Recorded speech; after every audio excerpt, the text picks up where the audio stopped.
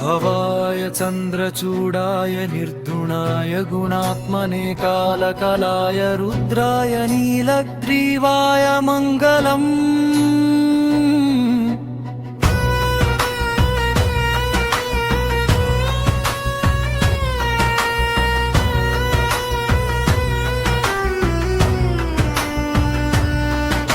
वृषारूढाय भीमाय व्याघ्रचर्माम्बराय च पशूनां पतये तुभ्यं गौरीकान्ताय मङ्गलम्। भस्मोद्धूलितदेहाय व्याळजड्डोपवीतिने रुद्राक्षमालाभूषाय व्योमकेशाय मङ्गलम्। सूर्यचन्द्राग्निनेत्राय नमः कैलासवासिने सच्चिदानन्दरूपाय प्रमदेशाय मङ्गलम्।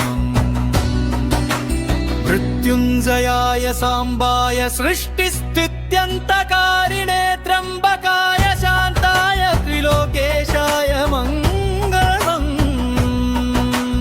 गङ्गाधराय सोमाय नमो हरिहरात्मने उग्राय त्रिपुरघ्नाय वामदेवाय मङ्गलम्।